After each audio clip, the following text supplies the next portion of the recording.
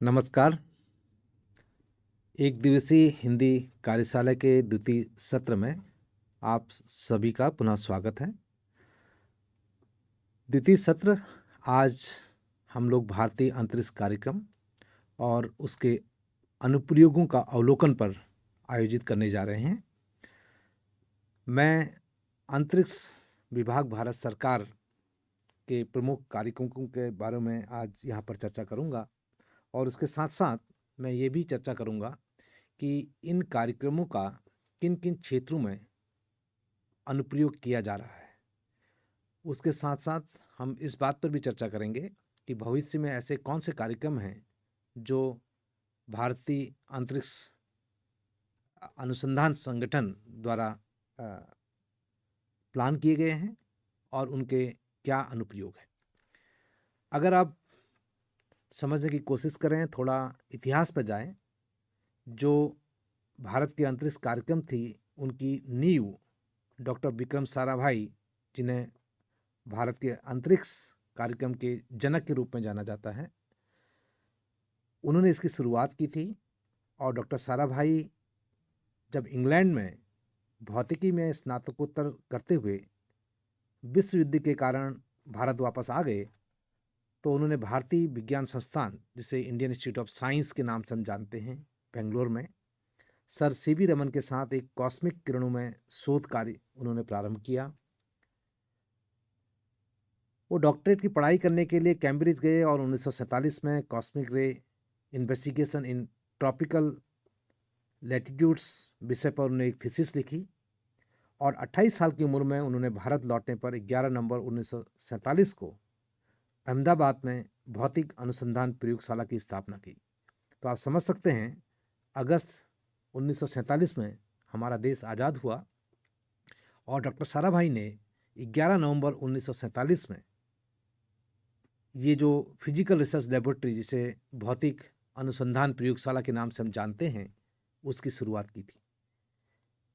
इस तरह के ग्रेट विजनरी डॉक्टर साराभाई, जिनका मानना था कि किसी भी देश या समाज में बिना विज्ञान और जो टेक्नोलॉजी है उसके बिना विकास संभव नहीं है।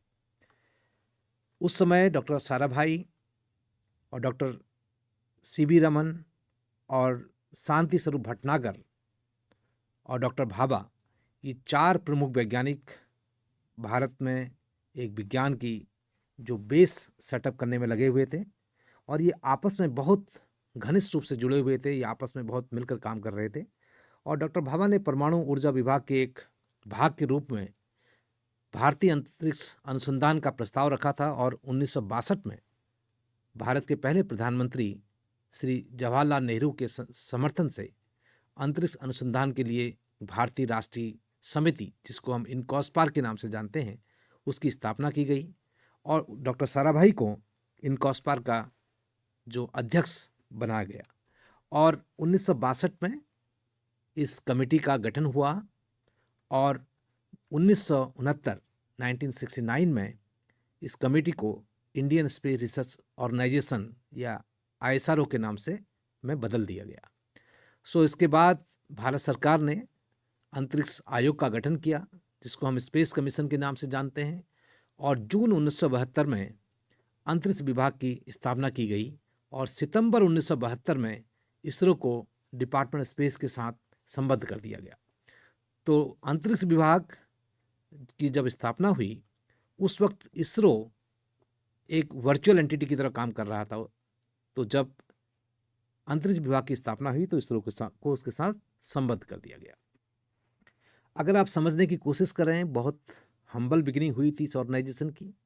भारतीय परमाणु ऊर्जा कार्यक्रम के जो वास्तुकार थे डॉक्टर होमी जे भाभा और डॉक्टर साराभाई के साथ भारत के पहले रॉकेट लॉन्चिंग स्टेशन की स्थापना के लिए वो लोग एक उपयुक्त स्थान की तलाश कर रहे थे और वो एक ऐसी स्थान को ढूंढ रहे थे जो समुद्र के नज़दीक हो और जो चुंबकीय भूमध्य रेखा के करीब स्थित हो।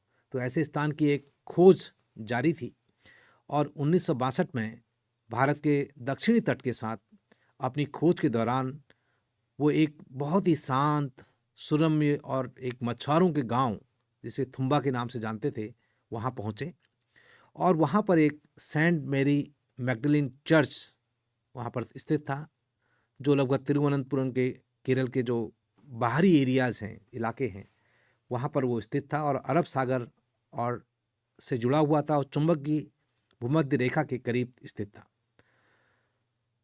चर्च था करीब 600 एकड़ की विशाल भूमि में घिरा हुआ था और इसका तट और रेलवे लाइन के बीच स्थित था।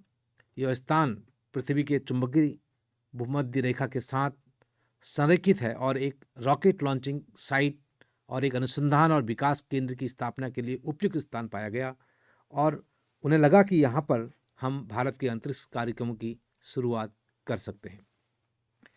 तो वहाँ से इसकी शुरुआत हुई और उस समय उन्होंने उस चर्च को अपनी लेबोरेटरी या लॉन्च पैड के रूप में चुना और उन्हें वहाँ से जो भारतीय अंतरिक्ष कार्यक्रम की शुरुआत हुई, आज एक विश्व की अग्रणी अंतरिक्ष एजेंसी के रूप में इसरो काम कर रहा है। और अगर आप समझें एज ए स्टूडेंट कि ये चुंबकीय भूमध्य रेखा क्या होती है और क्यों महत्वपूर्ण है, और ये भौगोलिक भूमध्य रेखा के लगभग समांतर होती है और उन बिंदुओं से गुजरने वाली एक काल्पनिक रेखा है जो स्वतंत्र रूप से निलंबित होने पर चुंबकीय सुई हवा में क्षैतिज रहती है। तो अगर आप किसी एक मैग्नेटिक जो निडल है अगर उसको रखें तो वो हॉरिजॉन्टल रहेगी। ये इसलिए महत्वपूर्ण होता है क्योंकि चुंबकीय भूमध्य रेखा के ठीक ऊपर के आकाश में इलेक्ट्रॉनों की एक धारा होती है जिसको हम इलेक्ट्रोजेट कहते हैं और ये इलेक्ट्रोजेट यहाँ पर जनरेट होता है और वैज्ञानिकों के लिए यह मौसम विज्ञान, एरोनॉमी आदि के बारे में जानकारी जुटाने के लिए बहुत महत्वपूर्ण और उपयोगी होता है, क्योंकि इसको हम एक फील्ड लेबोरेटरी की तरह इस क्षेत्र का उपयोग कर सकते हैं। ये कुछ ऐसी छवियां हैं जो हमें भारत के अंतरिक्ष कार्यक्रम की याद दिलाता है। आप देखिए किस तरह से रॉकेट का निर्माण किया जा रहा है और किस तरह से रॉकेट को एक स्थान से दूसरे स्थान पर पहुंचाया जा रहा है। यहाँ पर देखें कि ट्रांसपोर्टेशन के लिए एक साइकिल को उपयोग किया जा रहा है और साइकिल के माध्यम से लॉन्च पैड में ले जाकर उनका प्रक्षेपण किया गया। इस तरह की एक हम्बल बिगिनिंग भारत ने इस क्षेत्र में की थी और आज इसरो दुनिया के एक अग्रणी अंतरिक्ष एजेंसी के रूप में काम कर रहा है और इसरो का जो उद्देश्य है और जो कार्यक्रम है सो अंतरिक्ष तकनीक का सामान्य नागरिकी के लिए किस तरह से उपयोग किया जा सकता है, इस उद्देश्य के साथ हम लोग आगे बढ़ रहे हैं। आज भारत का अंतरिक्ष कार्यक्रम एक अपने आप में आत्मनिर्भर है और भारत आज स्वयं का अंतरिक्ष कार्यक्रम चलाने में पूर्ण रूप से सक्षम है। जब हम कहते हैं कि भारत पूर्ण रूप से सक्षम है, इसका मतलब है कि हम लोग अपना रॉकेट या लॉन्चर बना सकते हैं, अपनी सैटेलाइट बना सकते हैं, सैटेलाइट के पेलोड्स बना सकते हैं, सेंसर्स बना सकते हैं और साथ साथ हम उन सैटेलाइट्स का अनुप्रयोग विभिन्न क्षेत्रों में करने में काबिल हैं। और किन क्षेत्रों में इसके फायदे होते हैं? सबसे महत्वपूर्ण जो उपयोग है सैटेलाइट टेक्नोलॉजी का, वो सूचना, जिसे हम इंफॉर्मेशन प्राप्त करने में किया जाता है। किसान से लेकर मछुआरों तक तथा अन्य सामान्य नागरिकों के लिए समयबद्ध सूचना एवं उसका उपयोग, ये इसका महत्वपूर्ण फायदा और उपयोग होता है। अगर आप समझें आगे की जो स्लाइड्स हैं उसमें हम लोग चर्चा करेंगे कि कौन कौन से ऐसे क्षेत्र हैं जहां पर इस तकनीक का उपयोग किया जाता है या किया जा रहा है। अगर आप देखें, इसरो एक सौम्य अतीत एवं शानदार वर्तमान के तौर पर आप इसे समझ सकते हैं। आज के समय में हमारे पास 3 शक्तिशाली रॉकेट का एक समूह है, 4 बड़े उपग्रह समूह हैं हमारे पास।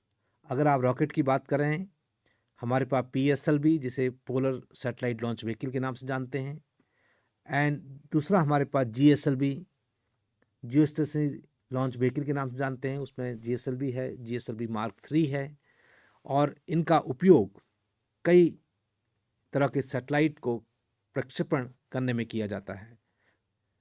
4 तरह के उपग्रह जिनका हम लोग निर्माण करते हैं और जिनको लॉन्च करते हैं, जिनका अनुप्रयोग करते हैं, उनमें सुदूर संवेदन जिसको हम रिमोट सेंसिंग सैटेलाइट बोलते हैं, दूसरा संचार यानी कम्युनिकेशन सैटेलाइट, नौवाहन यानी नेविगेशन सैटेलाइट, और अंतरिक्ष विज्ञान यानी स्पेस साइंस और स्पेस साइंस एक्सप्लोरेशन सैटेलाइट को हम का निर्माण करते हैं।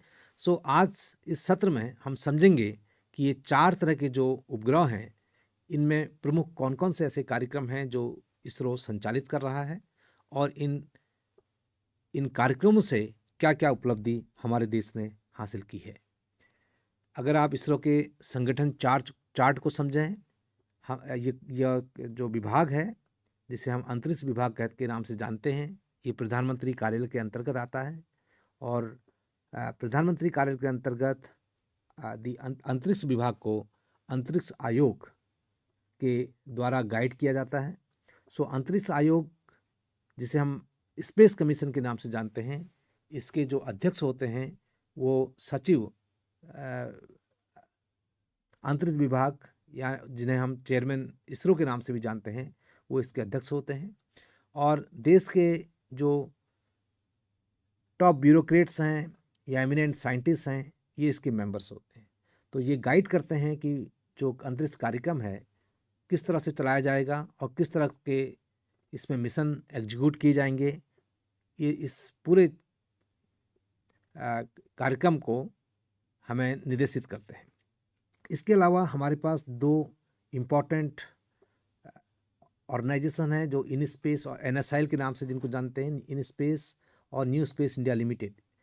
NSIL के माध्यम से हम लोग कमर्शियल एक्टिविटी अंतरिक्ष विभाग की करते हैं, जिसमें फॉरेन के सैटेलाइट को लॉन्च करना, फॉरेन जो यूजर्स हैं उनके लिए रॉकेट का निर्माण करना, और कई तरह की, और देश में भी कई तरह की बिजनेस एक्टिविटी जिसे हम कमर्शियल एक्टिविटी के नाम से जानते हैं, ये NSIL कंपनी के माध्यम से करते हैं। इन स्पेस का गठन 2020 में भारत सरकार द्वारा किया गया। इसका उद्देश्य अंतरिक्ष विभाग भारत सरकार को प्राइवेट एजेंसीज के साथ जोड़ने का है, जिसमें हमारे स्टार्टअप्स हैं, कई तरह की कंपनीज हैं, वो अगर इसरो की फैसिलिटीज या टेक्नोलॉजी को यूज कर कोई अगर बिजनेस बनाना चाहते हैं तो वो इन स्पेस के माध्यम से अंतरिक्ष विभाग के साथ जुड़ सकते हैं। इधर अगर आप देखें, हमारे पास कुछ लेबोरेटरीज हैं जो ऑटोनॉमस लेबोरेटरी के नाम से हम जानते हैं, जिसमें फिजिकल रिसर्च लेबोरेटरी PRL के बारे में हम बात कर रहे थे। डॉक्टर साराभाई ने भारत के जो अंतरिक्ष कार्यक्रम हैं उनकी शुरुआत PRL से की थी। तो आज भी अहमदाबाद में ये लेबोरेटरी काम कर रही है जो प्लानिटरी एक्सप्लोरेशन और स्पेस साइंस पर काम करती है। हमारे पास एक लेबोरेटरी है NARL, so national atmospheric research laboratory, जो तिरुपति गडंगी में है, और वो एटमॉस्फेयर से संबंधित रिसर्च करते हैं।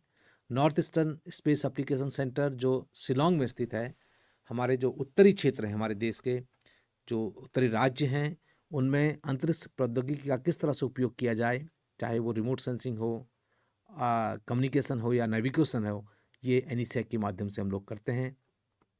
हमारी जो एजुकेशन यूनिट है, Indian institute of space science and technology, जिसे IST के नाम से जानते हैं, ये एक ऑटोनोमस संस्थान है जो तिरुवनंतपुरम में स्थित है। यहाँ पर जो BTech level programmes, MTech level programme और PhD लेवल जो एजुकेशन प्रोग्राम है वो संचालित किए जाते हैं। इसके अलावा अंतरिक्ष विभाग के अंदर एक वर्चुअल ऑर्गेनाइजेशन जिसे इसरो के नाम से जानते हैं वो काम करता है, और यहाँ पर आपको इसरो से जुड़े हुए जो हमारे केंद्र हैं उनको दिखाया गया है, जिसमें विक्रम साराभाई स्पेस सेंटर है, लिक्विड प्रोपल्सन सिस्टम सेंटर है, सतीश धवन स्पेस सेंटर है, UR राव सैटेलाइट सेंटर है, national remote sensing centre, space application centre.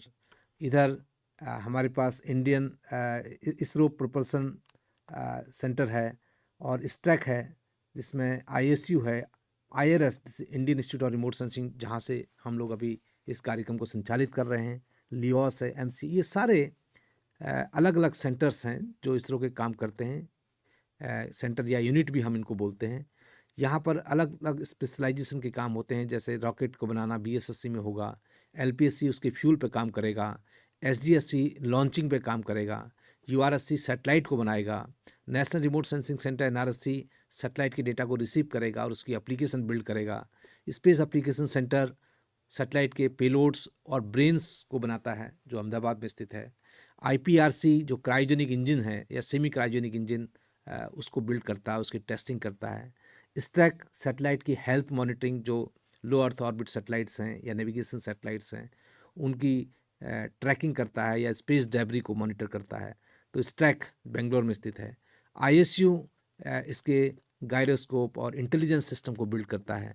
Iris research, training and education पर काम करता है, जिसमें अर्थ ऑब्जर्वेशन रिलेटेड सैटेलाइट्स हैं या उसकी आउटरीच एक्टिविटी है, capacity building. Capacity building means उस टेक्नोलॉजी को किस तरह से यूजर को ट्रांसफ़र किया जाए, किस तरह से उसको ट्रेनिंग दी जाए, इसका कार्यक्रम करता है। लियोस बेसिकली बैटरी, जो सैटेलाइट की बैटरी है और सेंसर्स पर काम करता है। MCF हसन में कम्युनिकेशन सैटेलाइट जो होती है, उनकी मॉनिटरिंग, उनकी हेल्थ मॉनिटरिंग और उसके ऑपरेशन के लिए काम करता है। तो ये पूरा स्ट्रक्चर है हमारे देश में जो भारत के अंतरिक्ष कार्यक्रम को चला रहा है, और अंतरिक्ष कार्यक्रम के साथ साथ देश का जो स्पेस इंफ्रास्ट्रक्चर है उसको बिल्ड कर रहा है, उसको ऑपरेट कर रहा है और उसको मैनेज कर रहा है। अगर आप भारत की स्थिति कमर्शियल एंगल में देखें कि क्या स्थिति है हमारे अंतरिक्ष कार्यक्रम में, तो भारत विश्व की अग्रणी अंतरिक्ष एजेंसी में से एक है और पहली बार मंगल की ग्रह में की कक्षा में प्रवेश करने वाला प्रथम देश। तो ये कुछ यूनिकनेस है कि पहली बार हम अपने फर्स्ट अटेम्प्ट में मंगल की ग्रह में प्रवेश किया था, और 2023 में हमने देखा था कि पहली बार भारत जो है चंद्रमा के दक्षिणी ध्रुव पर सॉफ्ट लैंडिंग करने वाला देश बना था। तो कई ऐसी उपलब्धियां हैं हमारे देश के नाम। तो कई स्पेस एजेंसी जिनको यहाँ पर दिखाया गया है इस पर काम कर रही हैं, और इसरो इसमें प्रमुख अग्रणी संस्था है। और इसके वित्त की बात करें तो किस तरह से कई एजेंसी, स्पेस एजेंसी अपना पैसा और बजट इसमें खर्च करती हैं, दिखाया गया है। तो नासा का लगभग $19,500 ये सारे स्टेटस दिखा रहा है, और कहाँ पर इंडिया का है। हमारा बजट बहुत छोटा सा बजट है, इन मिलियन $19,500 मिलियन, और अगर भारत का बजट देखें करीब $1,500 मिलियन बजट है। तो बहुत छोटे बजट में किस तरह से कॉम्प्लेक्स स्पेस मिशन किए जाते हैं, उसका एक बहुत बेहतरीन उदाहरण जो है इसरो है। ये हमारे प्रमोशन यान हैं जो मैं अभी चर्चा कर रहा था, PSLV, GSLV and GSLV Mark 3। तो ये जो अलग अलग तरह के प्रमोशन यान हैं, ये इस बात पर निर्भर करता है कि आप कितनी साइज का और कितना भारी उपग्रह जो है स्थापित करने जा रहे हैं। तो आपकी जो ज़रूरत है उसके हिसाब से इस प्रमोशन यान को चुना जा सकता है। यहाँ पर दिखाया गया है कि जो SLV है उसका जो लिफ्ट ऑफ वेट 17 टन था, ASLV का 40 टन, PSLV का 295 टन, GSLV का 450 टन। सो ये सारी कैपेसिटी है, और ये भी दिखाया गया है यहाँ पर ये कितने किलोमीटर कितना पेलोड, ये तो पूरा वेट है इसका, और कितना पेलोड ले जा सकता है। जैसे GSLV Mark 3 है, सो GTO ऑर्बिट में 4,000 kg अराउंड 4 टन का जो सैटेलाइट है उसको ये स्थापित कर सकता है। ऊपर वाला दिखाई दे रहा है कि लिफ्ट ऑफ मास, टोटल इसका मास कितना है। तो ये कैपेबिलिटीज़ हैं। तो अभी न्यू जनरेशन लॉन्च व्हीकल जिसके बारे में इसरो बहुत सीरियसली काम कर रहा है, तो वहाँ पर हम लोग टारगेट कर रहे हैं कि हम इसकी कैपेसिटी को बढ़ाएं और इसको 4 टन से हम 10 टन तक ले जाने की कोशिश कर रहे हैं। अगर प्रमुख अंतरिक्ष कार्यक्रम की बात करें तो यहाँ पर दिखाया गया है कि जो प्रमुख अंतरिक्ष कार्यक्रम है उनमें संचार और मौसम सेवाओं के लिए भारतीय राष्ट्रीय उपग्रह यानी इनसेट एंड जीसेट के नाम से हमारी सीरीज चलती है। प्राकृतिक संसाधनों के प्रबंधन और आपदा प्रबंधन के लिए भारतीय सुदूर संवेदन यानी आइरस सीरीज के सैटेलाइट और कार्टोसैट सीरीज के सैटेलाइट हमारे हैं, और ग्लोबल नेविगेशन सैटेलाइट सिस्टम जिसमें GNSS जिसे हम जानते हैं, इसमें गगन और नाविक नाम से मिशन ऑपरेशनल हैं, और गृह विज्ञान और अंतरिक्ष अन्वेषण में चंद्रयान मिशन है, मंगलयान है, आदित्य मिशन है, एस्ट्रोसैट है, और रिसेंटली स्पेसएक्स जो अभी दिसंबर में इसरो ने लॉन्च किया था वो भी इसमें शामिल है। और मानव अंतरिक्ष उड़ान मिशन के अंतर्गत जो महत्वपूर्ण, जिसे हम एम्बिशियस प्रोग्राम की तरह देख रहे हैं, वो है गगनयान प्रोग्राम, जिसमें इसरो एक ऐसी कैपेबिलिटी बिल्ड करना चाहता है जिसमें मानव को सुरक्षित अंतरिक्ष में भेजा जाए और वहाँ पर साइंटिफिक और वैज्ञानिक अन्वेषण करके हम सफलतापूर्वक वापस धरती पर आएँ। तो एक ऐसी कैपेबिलिटी बिल्ड करने की कोशिश की जा रही है और इस कार्यक्रम का नाम गगनयान है। सो हमारे पास उपग्रहों के लिए ध्रुवीय उपग्रह प्रक्षेपण यान, जिसे हम PSL भी जानते हैं, और जो बेसिकली आयरस और कार्टोसैट तरह के जो सैटेलाइट्स हैं उनको लॉन्च करने में काम आता है, और जो इनसेट और जीसैट सीरीज के सैटेलाइट्स हैं उनको भू स्थिर उपग्रह प्रक्षेपण यान, जिसे हम GSLV के नाम से जानते हैं, का उपयोग किया जाता है। अगर आप भारतीय अंतरिक्ष कार्यक्रम के आयामों के बारे में बात करें, ये प्रमुख जो 5 तरह के आयाम यहाँ पर दिखाए गए हैं, ये जनमानस केंद्रित और अनुप्रयोग उन्मुख कार्यक्रम हैं, जिसमें सबसे महत्वपूर्ण अंतरिक्ष परिवहन है, जिसमें हम रॉकेट या लॉन्च व्हीकल का निर्माण करते हैं। अंतरिक्ष अवसंरचना यानी जो स्पेस इंफ्रास्ट्रक्चर है उसको स्थापित करना, कि भारत के कितने सैटेलाइट अंतरिक्ष में हैं और किस तरह की सर्विस प्रोवाइड करेंगे, ये कार्यक्रम रहेगा। और अंतरिक्ष अनुप्रयोग, एक हमारा जो समूह है वैज्ञानिकों का, वो जो अंतरिक्ष अनुप्रयोग है, चाहे वो कम्युनिकेशन सैटेलाइट्स हों या रिमोट सेंसिंग सैटेलाइट हैं या नेविगेशन सैटेलाइट, उनका कैसे उपयोग किया जा सकता है उस पर कार्य कर रहे हैं। और मानव अंतरिक्ष उड़ान एक दूसरा आयाम है जिसमें इसरो काम कर रहा है। और क्षमता निर्माण, जिसको हम कैपेसिटी बिल्डिंग कहते हैं, क्षमता का मतलब ऑर्गेनाइजेशन की क्षमता का विकास करना और ऑर्गेनाइजेशन के बाहर देश और समाज की क्षमता का विकास करना, ये हमारा प्रमुख उद्देश्य रहता है। इन सारे जो हमारे आयाम हैं, इनको हम इसरो, NSIL और इनस्पेस के माध्यम से पूर्ण करने की कोशिश करते हैं। और सफलतापूर्वक अगर आप देखें, कई ऐसे कार्यक्रम इसरो द्वारा चलाए गए हैं जो दुनिया में अपने आप में बहुत यूनिक रहे और जो पहली बार कई इस तरह की उपलब्धियां इसरो द्वारा की गई। वर्तमान में अगर हमारी परिसंपत्तियों के बारे में चर्चा करें तो किस तरह की संपत्तियां हमारे देश की हैं, लगभग 127 अंतरिक्ष यान मिशन हमने सफलतापूर्ण पूर्ण किए हैं, 98 प्रक्षेपण मिशन, 432 विदेशी उपग्रह, 18 निजी क्षेत्र द्वारा छात्रों द्वारा बनाए गए सैटेलाइट, 8 पुनः प्रवेश मिशन जिसको हम री एंट्री मिशन कहते हैं, और 2 लॉन्च पैड की फैसिलिटी इसरो के पास अभी देश में है।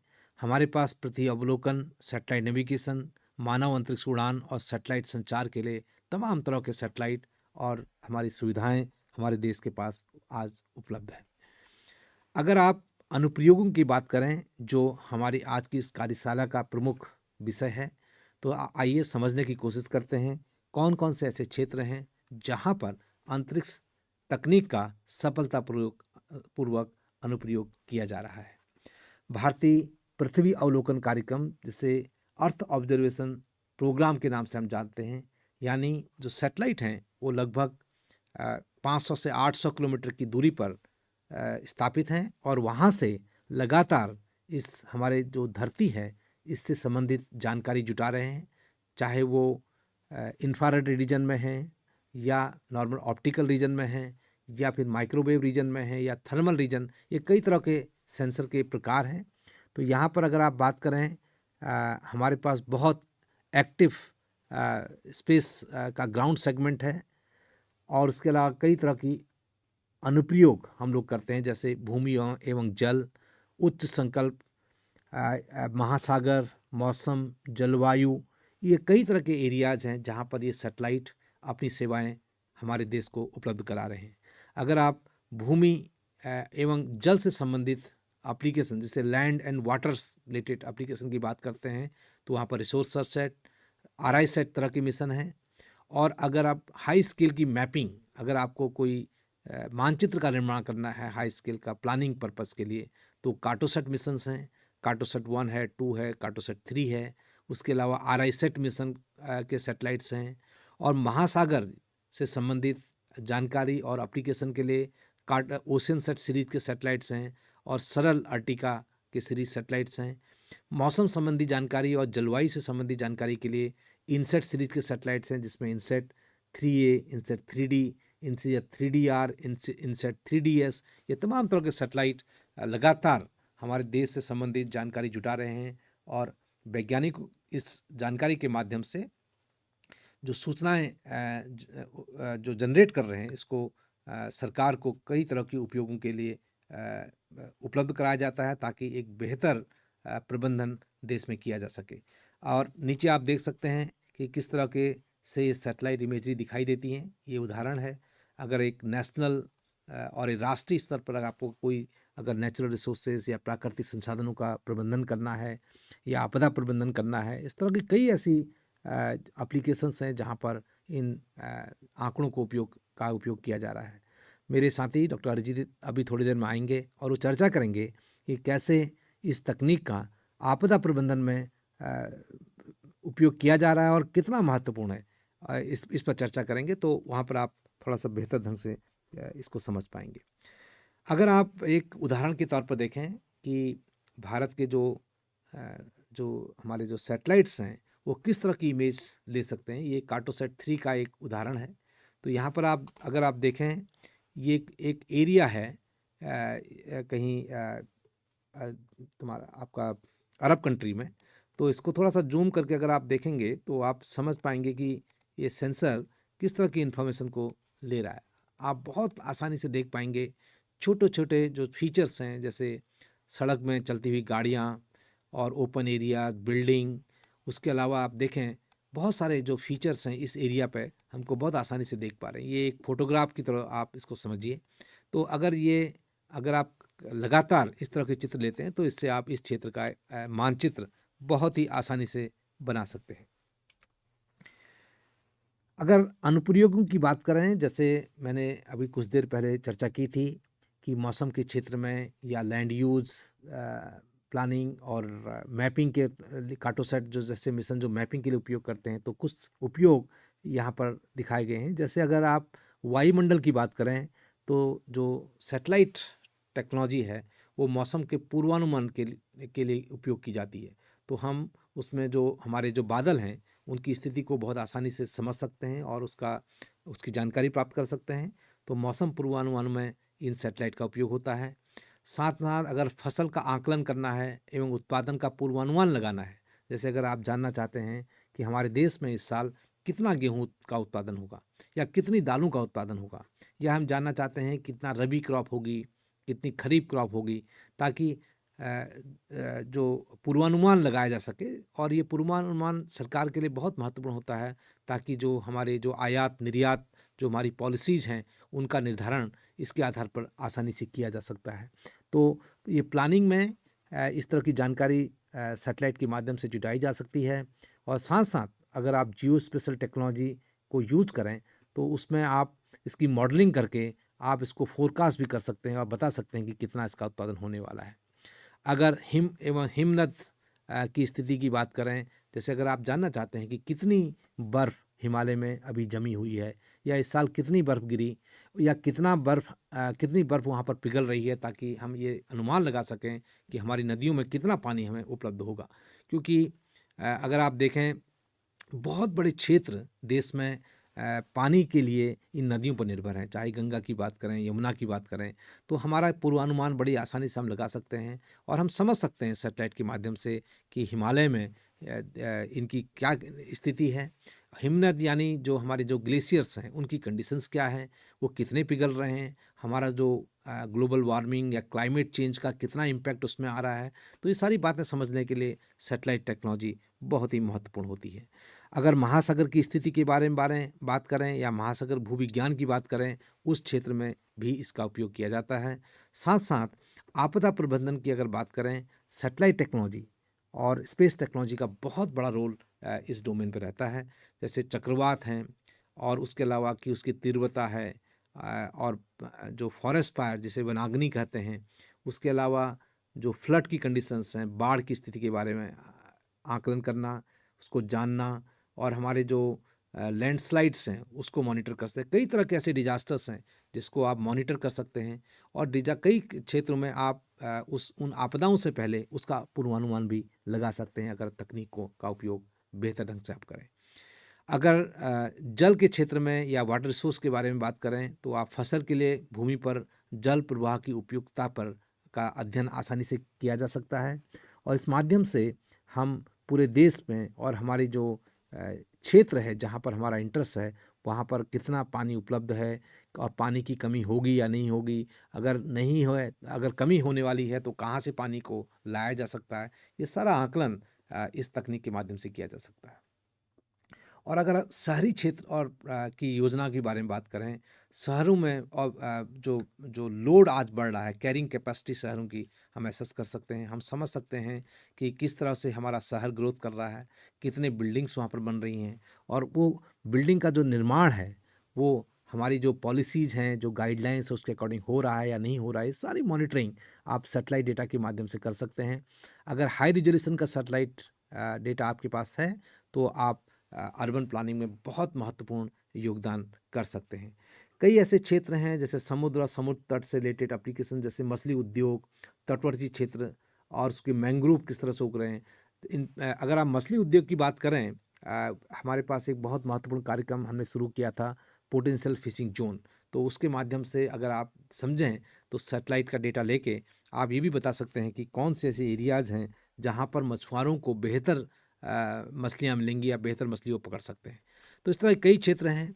अगर आप कृषि की बात करें, ये एक थोड़ा सा डिटेल में इमेज दिखाया गया है कि कृषि के क्षेत्र में कहाँ-कहाँ इस तकनीक यानी सैटेलाइट टेक्नोलॉजी का उपयोग किया जाता है। मैं बहुत जल्दी से आपको बताना चाहूँगा। कृषि की भूमि निगरानी करने में, फसल क्षेत्र का आकलन और उत्पादन का पूर्वानुमान, कृषि का सूखा आकलन एवं निगरानी कि जैसे जो एग्रीकल्चर ड्राउट है, बहुत आसानी से आप सैटेलाइट के माध्यम से ये पता लगा सकते हैं कि कौन से ऐसे क्षेत्र हैं जहाँ पर सूखे की स्थिति बन रही है या बहुत बेहतर बारिश नहीं हुई और जिससे वहाँ की हरियाली बहुत कम हो गई। ये सब आप आसानी से मॉनिटर कर सकते हैं। उसके साथ साथ जो बागवानी है, जैसे हॉर्टिकल्चर क्रॉप्स होती हैं, उसका आकलन कर सकते हैं, उसकी निगरानी कर सकते हैं और फसल प्रणाली विश्लेषण, भारत के बाहर का अवलोकन, भारत के बाहर भी एग्रीकल्चर कैसा रहा वो भी आप इस तकनीक के माध्यम से दे सकते हैं। आप अपने जो वाटर रिसोर्सेस हैं उनकी निगरानी कर सकते हैं और मृदा एवं खराब मृदा मानचित्रण एवं निगरानी बहुत ही इंपॉर्टेंट है। आप सॉइल की मैपिंग, डिजिटल मैपिंग भी सैटेलाइट टेक्नोलॉजी के माध्यम से कर सकते हैं। आप ये पता लगा सकते हैं किस तरह की मृदा वहाँ उपलब्ध है ताकि हम उसके का बेहतर अनुप्रयोग कर सकें।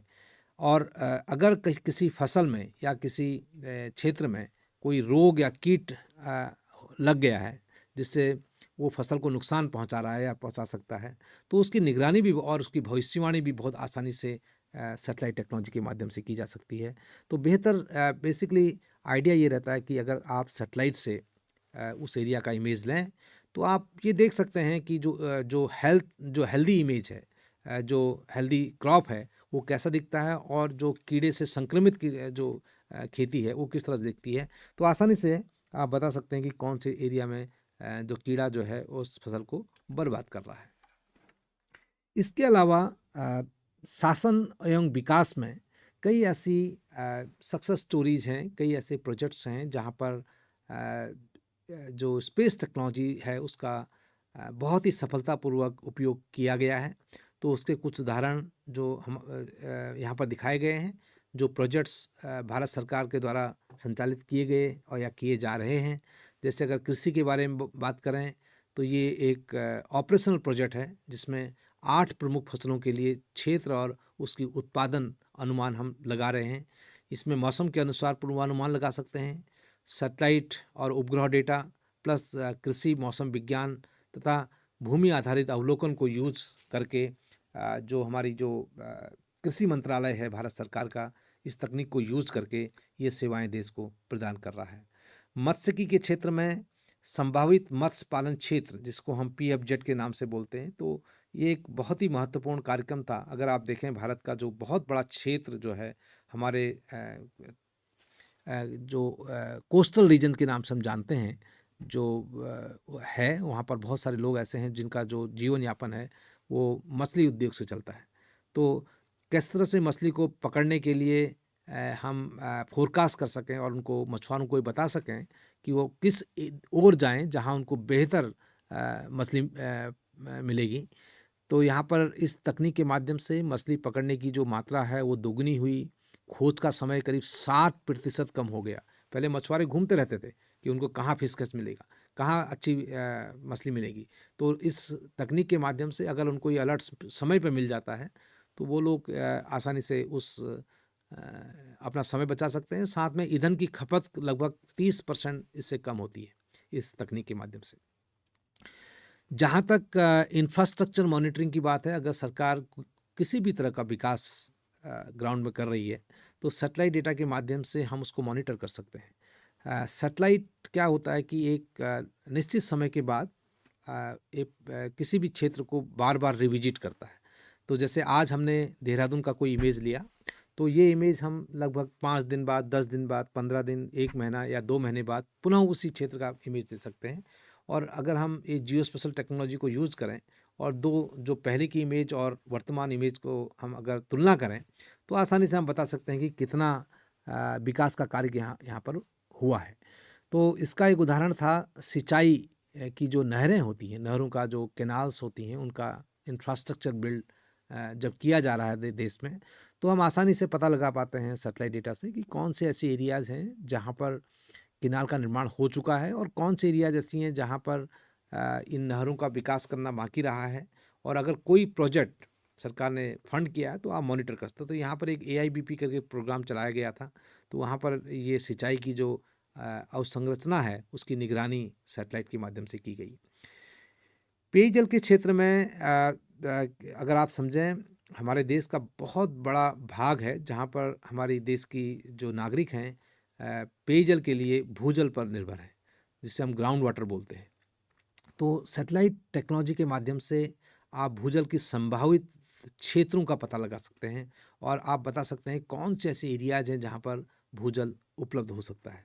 तो भूजल के केस में आप सैटेलाइट के द्वारा सीधे के तौर पर ग्राउंड वाटर को नहीं देखते हैं, लेकिन आप सैटेलाइट के माध्यम से पता लगा सकते हैं। आप वहाँ की जो टेरेन है उसको समझ सकते हैं, उसको मॉडल कर सकते हैं। मॉडलिंग अप्रोच से हमने ये पता लगाया और आज हमारे देश की, पूरे देश की 1:50,000 स्केल पर ground water prospect map ISRO द्वारा बनाए गए। और ये भारत का जो मिनिस्ट्री ऑफ रूरल डेवलपमेंट है, जो ग्रामीण मंत्रालय है, विभाग मंत्रालय है, वहाँ पर जो है ये मानचित्र उपलब्ध हैं और इसरो की वेबसाइट भुवन में भी उपलब्ध है, तो आप उनको यूज कर सकते हैं।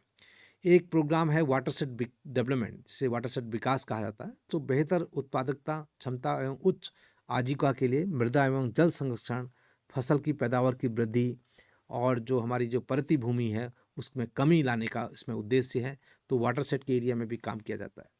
उसके साथ साथ देश की जो प्राकृतिक संसाधन, उनकी गणना रिमोट सेंसिंग सैटेलाइट के माध्यम से की जाती है, जिसमें अगर आप प्राकृतिक संसाधनों की बात करें, इसमें भूमि उपयोग, इसमें हमारे पास आर्द्र भूमि, मिट्टी, बर्फ और ग्लेशियर्स, भू आकृति विज्ञान, भूमि क्षरण, वनस्पति, ये 7 तरह की ऐसी जो क्षेत्र हैं, जो थीम है, उस पर हम लोग काम करते हैं। और ये हर 5 साल में पूरे देश का जो प्राकृतिक संसाधनों का लेखा जोखा, किस तरह से हमारे जो भूमि का उपयोग बढ़ रहा है या परिवर्तित हो रहा है, किस तरह से वेजिटेशन चेंज हो रही हैं, किस तरह से हमारी वेस्टलैंड बढ़ रही है या घट रही है, किस तरह से बेहतर ढंग से नेचुरल रिसोर्स का उपयोग किया जा सकता है। इस कार्यक्रम के अंतर्गत ये जो आंकड़े बनाए जाते हैं, ये उपयोग लाए जा सकते हैं और लाए जाते हैं। वानिकी के क्षेत्र में ये टेक्नोलॉजी बहुत महत्वपूर्ण है। जैसा कि आप जानते होंगे कि जो फॉरेस्ट सर्वे ऑफ इंडिया है, हर 2 साल में भारत के वनों के जो स्थिति है उन पर एक report, state forest report generate करता है। तो उसमें वो बताते हैं कि कौन कौन से क्षेत्र हैं जहाँ पर हमारे देश में जो जंगल हैं वो बढ़ रहे हैं और कौन से क्षेत्र हैं जहाँ जंगल कम हो रहे हैं। तो ये सारे जो कैलकुलेशंस होती हैं, ये सैटेलाइट डेटा के माध्यम से की जाती हैं। तो यहाँ पर बहुत आसानी से इनके संरक्षण के जो उपाय हैं, उनकी योजनाएं बनाई जाती हैं, हॉटस्पॉट क्षेत्रों की पहचान की जाती है और बहुत जल्दी हम वनों का मानचित्रण करते हैं वानिकी के माध्यम। सो ये टेक्नोलॉजी स्पेस टेक्नोलॉजी है, लेकिन इसको जो संबद्ध विभाग है इसको अपने लेवल पर एग्जीक्यूट करता है। बर्फ़ और ग्लेशियर की स्थिति को जानने के लिए ग्लेशियर और बर्फ़ के जो क्षेत्र हैं उनकी निगरानी सैटेलाइट आंकड़ों के माध्यम से की जाती है, जैसे कि जो ग्लेशियर्स हैं वो पीछे की ओर हट जा रहे हैं या उनकी स्थिति किस तरह से परिवर्तित हो रही है, ये आसानी से पता लगाया जाता है। और इसमें बर्फ़ की पिघलने से होने वाले बहाव, कितना पानी वो वहाँ से जनरेट करेंगे और उसका पूर्वानुमान लगाना, या अगर कोई किसी तरह का जो आपदा है या डिजास्टर्स हैं उन रिमोट हिमालयन एरियाज़ में होता है तो उसका पता भी इस तकनीक के माध्यम से लगाया जा सकता है। कुछ अ, अन्य जो कार्यक्रम हैं उसमें राष्ट्रीय शहरी सूचना प्रणाली या वर्तमान में जो स्मार्ट सिटी प्रोग्राम्स हैं और अमृत कार्यक्रम जो भारत सरकार का चलाया जा रहा है, इस क्षेत्र में बहुत हाई स्केल का जो मैप है, जो मानचित्र है, सैटेलाइट डेटा के माध्यम से बनाई गई हैं और उनका उपयोग जो हमारे जो शहर हैं उनके मास्टर प्लान पर बनाने में किया जाता है। पंचायतों में विकेंद्रीकरण योजना जिसमें भूस्थानिक डेटाबेस को उपयोग करके एक बहुत हाई स्केल का मैप बनाया गया है देश में, जिसको हम 1:10,000 स्केल का मैप बोलते हैं। और ये मैप जो है कार्टोसैट सीरीज ऑफ सैटेलाइट से बना गया पूरा देश का जो मानचित्र है, जिसमें हमारे land use land cover map जिसे हम बोलते हैं वो 1:10,000 स्केल पे अवेलेबल है। मौसम एवं जलवायु के बारे में हम पहले ही बात कर चुके हैं। इसमें अगर आप देखें, अंतरिक्ष आधारित मौसम के जो पैरामीटर्स हैं, मौसम का पूर्वानुमान के लिए मॉडल में समाहित करना, महासागर की स्थिति का पूर्वानुमान, समुद्र सतह पर तापमान, समुद्र सतह की ऊंचाई और चक्रवाती तूफान के बनने की भविष्यवाणी, ये सारे जो जियो स्टेशन सैटेलाइट है उनके माध्यम से किया जाता है। तो यहाँ पर इसरो इनकी भविष्यवाणी नहीं करता है, इसकी भविष्यवाणी जो भारत का जो मौसम विभाग है वो करता है, लेकिन इसरो उसके लिए महत्वपूर्ण जो इनपुट्स हैं उनके मॉडल के लिए प्रोवाइड करता है। यहाँ पर सैटेलाइट डेटा का रोल बहुत महत्वपूर्ण है जो भारत के मौसम विभाग को दिया जाता है और मौसम विभाग इसका पूर्वानुमान लगाता है। अगर आपदा प्रबंधन और सहायता कार्यक्रम की बात करें तो हमारे पास ये ISRO disaster management support programme, जिसको हम इसरो DMSP के नाम से बोलते हैं, ये हमारे जो विभाग में चलाया जा रहा है। देश में आपदा प्रबंधन को मजबूत करने के लिए अंतरिक्ष प्रणाली से आपदा प्रबंधन सहायता किस तरह की जाती है, इस पर हम बात करते हैं। ये 6 तरह की जो आपदाएं हैं जिसको हम नेचुरल डिजास्टर्स बोलते हैं, जैसे बाढ़ है, वनाग्नि है, सूखा है, भूस्खलन है, चक्रवात है, भूकंप है, इनकी स्थिति का आकलन अंतरिक्ष तकनीक के माध्यम से किया जाता है। मेरे कोलीग डॉक्टर अरिजीत इस पर पूरी चर्चा करेंगे। लगभग उनका 30 से 40 मिनट का आज व्याख्यान रहेगा, तो वहाँ पर अगर आपको कोई प्रश्न है या आपका इंटरेस्ट है तो उसको ज़रूर सुनें, और ताकि आप बेहतर ढंग से समझ सकें कि किस तरह से डिजास्टर मैनेजमेंट में अंतरिक्ष तकनीक का उपयोग किया जाता है। अगर आप अर्थ ऑब्जर्वेशन डेटा और सूचना साझाकरण और प्रसार के बारे में बात करें तो यहाँ पर 3 हमारी प्रमुख वेबसाइट हैं, जैसे इसरो का भुवन है, इसरो का वेदास पोर्टल है और मॉसडेक पोर्टल है। ये 3 पोर्टल्स हैं, उनके URLs मैं यहाँ पर दिखा रहा हूँ। इसमें अगर आप विजिट करें तो भुवन जो है भारतीय भू अवलोकन डेटा को सरकारी योजना, शोधकर्ताओं और आम जनता के लिए सूचना हेतु प्रदान करने के लिए इसरो की एक पहल है। और वेदास में मौसम विज्ञान और समुद्र विज्ञान उपग्रह डेटा अभिलेख केंद्र इसके नाम से हम जानते हैं। यह उपग्रह और जमीन आधारित प्रणालियों से प्राप्त संबंधित जानकारी के साथ मौसम विज्ञान और समुद्र विज्ञान के क्षेत्र में वैज्ञानिक समुदाय को आंकड़े और सूचना प्रदान करता है। अगर आप मॉसडेक वेबसाइट को विजिट करें तो हमारे जो इनसेट सीरीज के सैटेलाइट्स हैं, जो जीसेट सीरीज के सैटेलाइट्स हैं, इनसे प्राप्त आंकड़े और ये एक्सपेरिमेंटल फोरकास्ट, जो रेनफॉल है, टेम्परेचर है, वेदर कंडीशंस है, वो सारा आप यहाँ से प्राप्त कर सकते हैं। तो मेरा निवेदन सभी प्रतिभागियों से रहेगा कि आप इन वेबसाइट को विजिट करें और देखें कि किस तरह इसरो सूचनाओं का जो साझाकरण है अपने जो यूजर्स हैं उनको कर रहा है और देश के नागरिकों के लिए सूचनाओं को उपलब्ध करा रहा है। अब हम चर्चा करेंगे कि जो संचार उपग्रह है, अभी तक हम बात कर रहे थे जो रिमोट सेंसिंग सैटेलाइट्स यानी भू अवलोकन जो उपग्रह हैं उनके बारे में बात कर रहे थे। अब हम बात करेंगे जो कम्युनिकेशन सैटेलाइट्स हैं उनके क्या क्या अनुप्रयोग हैं और कहाँ कहाँ इन सैटेलाइट का उपयोग किया जा रहा है। सबसे पहले समझेंगे कि ये उपग्रह क्यों चाहिए, हमें संचार उपग्रह की क्या ज़रूरत है। आज हमारे पास ऑप्टिकल फाइबर केबल है, हमारे मोबाइल में बहुत बेहतर इंटरनेट उपलब्ध है, लेकिन फिर हमें ऐसे संचार उपग्रहों की ज़रूरत क्यों पड़ती है? क्योंकि भूमि, समुद्र, वायु और अंतरिक्ष में बढ़ती मानवीय गतिविधियों के लिए कनेक्टिविटी बहुत ज़रूरी है। क्योंकि हमारा जो ज़रूरत है, हम भूमि में भी हमको कनेक्टिविटी चाहिए, जब हम समुद्र में जाते हैं, जब हम वायु में हम जाते हैं, तो वहाँ पर जब भी हमें कनेक्टिविटी की ज़रूरत होगी तो हमें संचार उपग्रहों की ज़रूरत पड़ेगी। क्योंकि इसके कई फ़ायदे ये हैं। एक तो सबसे बड़ा फ़ायदा है कि इसका कवरेज जो है बहुत व्यापक है। हमारे जो आज भी जो हमारी मोबाइल की कनेक्टिविटी है, वो हमारे देश के हर भाग में उपलब्ध नहीं है। अगर आप किसी जंगल में चले जाएँ या हिमालय में चले जाएँ, बहुत रिमोट एरियाज़ में जाएँ, या समुद्र में अगर आप कोई ट्रांसपोर्टेशन कर रहे हैं, कोई बिज़नेस कर रहे हैं, तो वहाँ पर आपका मोबाइल कनेक्टिविटी आपको नहीं मिलेगी। तो जो सैटेलाइट का फ़ायदा ये है कि ये व्यापक कवरेज हमको उपलब्ध कराता है। बहुत ही दूरस्थ क्षेत्रों में इसकी कनेक्टिविटी उपलब्ध होती है, क्योंकि सैटेलाइट अंतरिक्ष में है और वो लगातार हमसे जुड़ा हुआ है, और उससे हम अपने कम्युनिकेशन को इस्टेब्लिश कर सकते हैं। और कई तरह के जो चलते फिरते प्लेटफॉर्म हैं, जैसे अगर आप न्यूज़ की बात करें, समाचार को एकत्रित करने के लिए हमारे समाचार चैनल के, आपने उनकी गाड़ियों के ऊपर देखा होगा कि बहुत बड़ा एंटीना लगा होता है। वो एंटीना इसलिए होता है क्योंकि वो कहीं पर भी जाके, चाहे वहाँ पर इंटरनेट की कनेक्टिविटी हो या ना हो, अपने समाचारों का प्रसारण आसानी से कर सकते हैं। तो उन क्षेत्रों में ये बड़ा उपयोगी है। प्रसारण क्षमता इसमें बहुत अच्छी है, और सबसे महत्वपूर्ण है कि ये बहुत विश्वसनीय है। क्योंकि ऐसा नहीं है कि अभी कनेक्टिविटी आ रही है, थोड़ी देर में कनेक्टिविटी डिस्कनेक्ट हो जाएगी, क्योंकि ये कंटिन्यूअस लगातार इसका प्रसारण होता है। इसमें फेलियर के चांसेस बहुत ही कम रहते हैं। तो सैटेलाइट कम्युनिटी जो कनेक्टिविटी है, उसको एक विश्वसनीय जो संपर्क के रूप में जाना जाता है। इसमें कई तरह की सेवाएं हैं, सब पर हम चर्चा नहीं करेंगे, लेकिन विशिष्ट दूरसंचार अनुप्रयोगों के लिए रेडियो तरंगों के संचरण के लिए कुछ उदाहरण यहाँ पर दिए गए हैं। ये कुछ satellites like fix satellite service, mobile satellite service, broadcast satellite service, earth exploration satellite service, space research service, space operations. तो इनके हिंदी में भी मैंने यहाँ पर नाम लिखे हैं, जैसे स्थिर उपग्रह सेवाएं, मोबाइल उपग्रह सेवाएं, प्रसारण उपग्रह सेवाएं।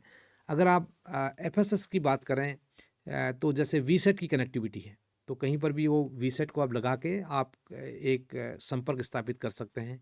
मोबाइल सैटेलाइट सर्विस, जैसे आपने एंटीना किसी गाड़ी के ऊपर लगाया और व्हीकल पूरे फील्ड में घूम रही है, तो उससे भी कनेक्टिविटी बन सकती है। ब्रॉडकास्ट के लिए आपके टीवी के चैनल्स हैं, दूरदर्शन में हो या कोई एनडीटीवी है या कोई भी चैनल जो आप आज तक है या कुछ भी देख रहे हैं, तो वहाँ पर ये ब्रॉडकास्टिंग जो है आपके DTH, direct to home service के थ्रू हो रहा है।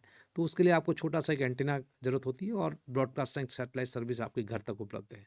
तो इस तरह के कई ऐसी सेवाएं हैं जहां पर ये जो सैटेलाइट कम्युनिकेशन है, ये बहुत ही महत्वपूर्ण होता है, और अपनी सेवाएं हमारे देश और समाज में उपलब्ध करा रहा है।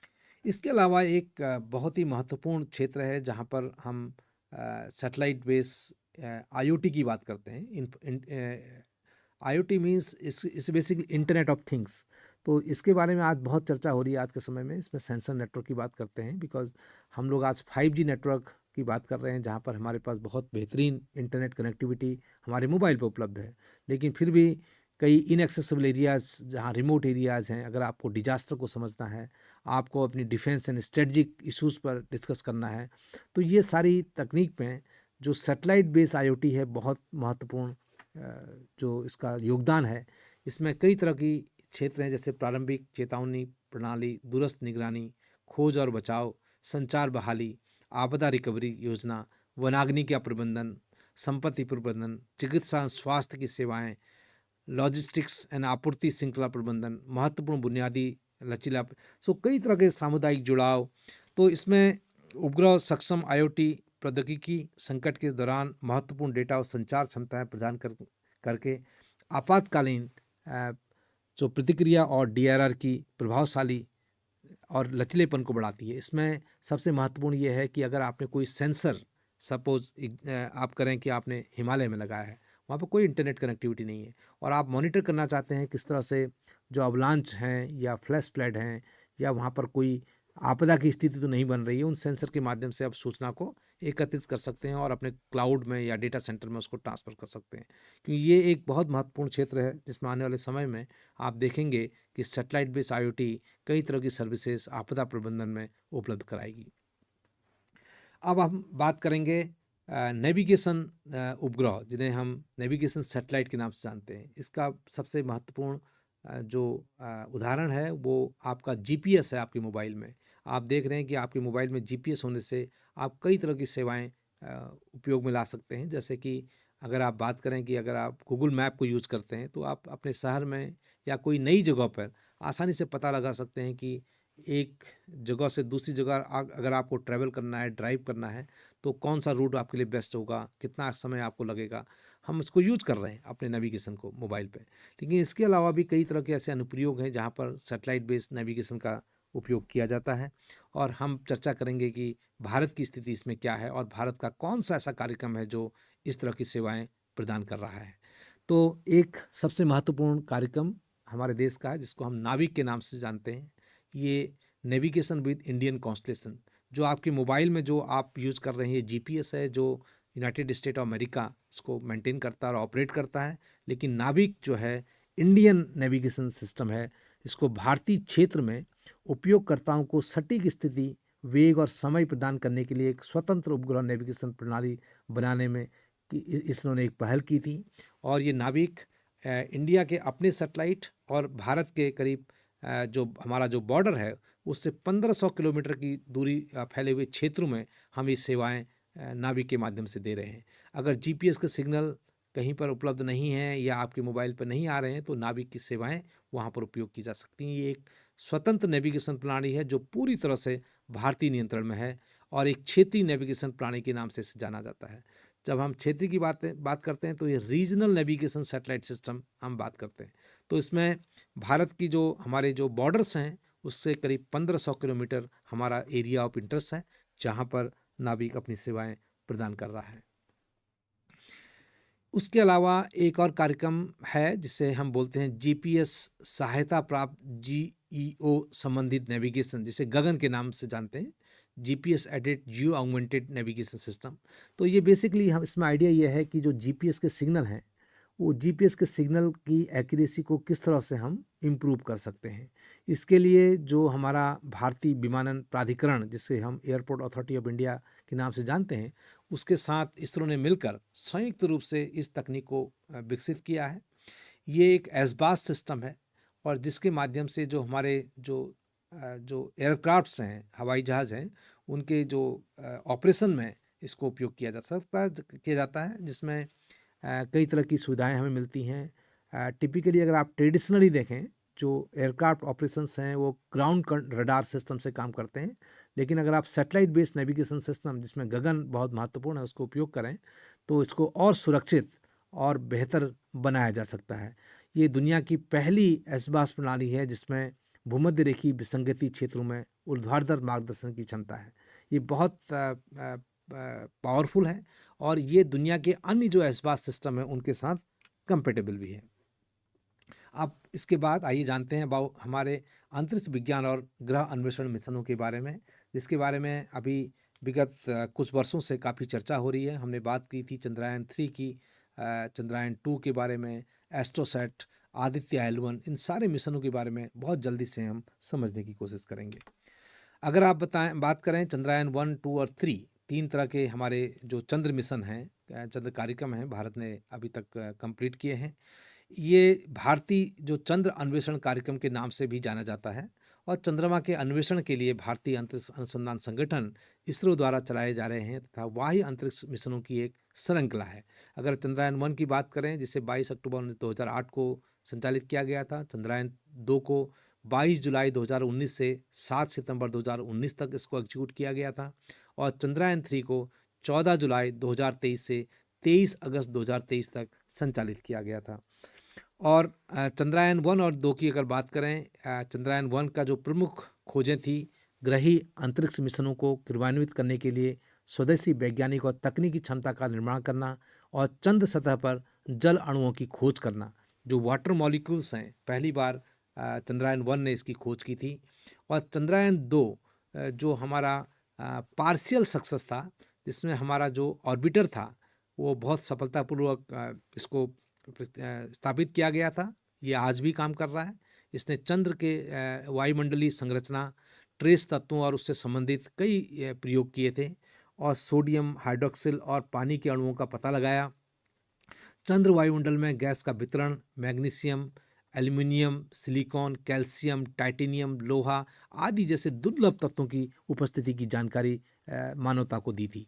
और इसमें हालांकि चंद्रयान 2 में हमारा जो सॉफ्ट लैंडिंग वाला कंपोनेंट था उसमें हमें सफलता नहीं मिली थी, लेकिन चंद्रयान 3 में हमने इसी ऑर्बिटर को जो चंद्रयान 2 में हमने स्थापित किया था को उपयोग किया था, और साथ में चंद्रयान 3 में हमने सफलतापूर्वक भारत के जो हमारा जो Vikram and rover, Vikram lander rover जो था हमारा प्रज्ञान रोवर था, उसको हमने सफलतापूर्वक दक्षिणी ध्रुव में उतारा था।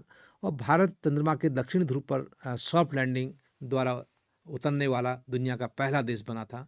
और चंद्रमा की सतह पर sulphur, aluminium, calcium, iron, chromium, titanium, manganese, silicon और ऑक्सीजन जैसे कई महत्वपूर्ण तत्वों का इस मिशन के माध्यम से पता लगाया गया था। और हमने एक बहुत महत्वपूर्ण जानकारी इस मिशन के माध्यम से जुटाई थी कि चंद्रमा की सतह पर भी भूकंप आते हैं, इसकी पुष्टि हुई थी। जैसे अर्थक्वेक होते हैं उसी तरह मून क्वेक की बात भी हुई थी। और इस मिशन के द्वारा पहली बार ये पता लगाया गया था कि चंद्र जो भूकंप है वो भी एग्जिस्ट करता है और वहाँ पर ऐसी गतिविधियाँ होती रहती हैं। अगर आप देखें कि पूर्ण नियोजित चंद्र मिशन जो दुनिया भर के देशों ने अभी तक एग्जीक्यूट किए हैं, ये कई क्षेत्र ऐसे दिखाए गए हैं जहाँ यूनाइटेड स्टेट अमेरिका और जो यूएसएसआर है, उसने सोवियत यूनियन को हम जानते हैं, चाइना है और इंडिया, ये 4 देश ही अभी तक यहाँ उतर पाए हैं। लेकिन भारत का जो उतरने वाला जो क्षेत्र है अगर आप देखें वो ये क्षेत्र है। अगर आप देखें चंद्रयान 2 यहाँ और चंद्रयान 3 जिसे हम शिव शक्ति पॉइंट के नाम से जानते हैं, तो जितने भी अन्य मिशन हुए थे वो इन क्षेत्र पर उतर रहे थे। सो सबसे जो कॉम्प्लेक्स एरिया था यहाँ तक उतरना बहुत मुश्किल था। तो पहली बार जो चंद्रयान 2 यहाँ और चंद्रयान 3 इस शिव शक्ति पॉइंट पर उतारा गया था। एक और मिशन भारत ने इस क्षेत्र में कंप्लीट किया था जिसे मंगल ऑर्बिटर मिशन यानी मार्स ऑर्बिटर मिशन के नाम से जानते हैं। ये भी एक प्रयोग के तौर पर किया गया था। इसको मंगल ग्रह के लिए भारत का पहला अंतर्ग्रही मिशन था। और मार्स ऑर्बिटर मिशन 5 नवंबर 2013 को PSLV C-25 के जरिए प्रक्षेपित किया गया। इसरो मंगल की कक्षा में सफलतापूर्वक अंतरिक्ष यान भेजने वाली चौथी अंतरिक्ष एजेंसी बनी और हमने ये सफलता अपने पहले ही प्रयास में हासिल की थी। इसमें कई तरह के साइंटिफिक एक्सपेरिमेंट किए गए, कई तरह के पेलोड वहाँ पर भेजे गए और सबसे महत्वपूर्ण है कि हमारे देश ने एक ऐसे क्षेत्र में अपनी उपलब्धि हासिल करी जो बहुत ही कॉम्प्लेक्स था और स्पेशली जो कम्युनिकेशन है और जो नेविगेशन टेक्नोलॉजी है, इंटरप्लेनेटरी नेविगेशन, इंटरप्लेनेटरी कम्युनिकेशन, उस तकनीक में देश ने महारत हासिल करी थी। ये कुछ और अधिक जानकारी हैं जो कि अभी आज समय बहुत कम है तो हम इसके डिटेल में नहीं समझ रहे हैं, बट आपको समझना होगा कि ये एक बहुत ही महत्वपूर्ण मिशन था जो इसरो द्वारा संचालित किया गया।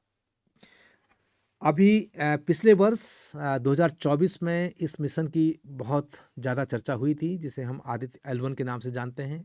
ये सूर्य के क्रोमोस्फेरिक और कोरोनल गतिविधियों का अवलोकन और समझने के लिए लैग्रेंजियन बिंदु L1 पर एक भारतीय सौर वेधशाला है।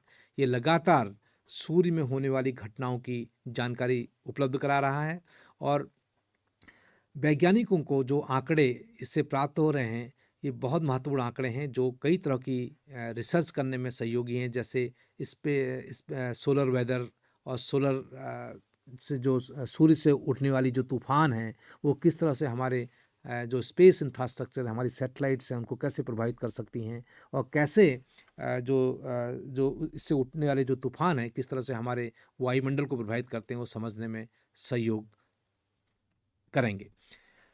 अगला जो मिशन इसरो काम कर रहा है वो गगनयान मिशन है। उसका जो शुरुआत हो चुकी है, इसका सौर प्रणाली और उससे आगे का पता लगाने के लिए एक सतत किफ़ायती मानव और रोबोटिक कार्यक्रम को विकसित करना उसका उद्देश्य है। सौर मंडल में मानव की उपस्थिति का विस्तार करने के लिए मानव अंतरिक्ष उड़ान से होकर पृथ्वी की निचली कक्षा तक और वापस लौटना इसका उद्देश्य है।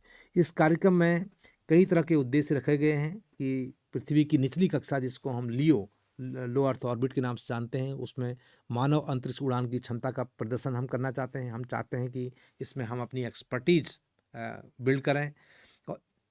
और जीएसएलवी मार्क 3 जो अंतरिक्ष यान को 7 दिनों के लिए 400 किलोमीटर की ऊंचाई पर निचली कक्षा में ले जाने वाला प्रक्षेपण यान, इसको यूज़ किया जाएगा। और अंतरिक्ष यान में एक क्रू मॉड्यूल होगा जहां अंतरिक्ष यात्री रहते हैं, जहां इस टेक्निक को भी हम विकसित करने की कोशिश कर रहे हैं। इसके साथ साथ भारत कई अंतर्राष्ट्रीय सहयोग में भी शामिल है, जैसे भारत फ्रांस के सहयोग से मेगा, ट्रॉपिक और सरल अल्टिका जैसे मिशन को एग्जीक्यूट किया गया था।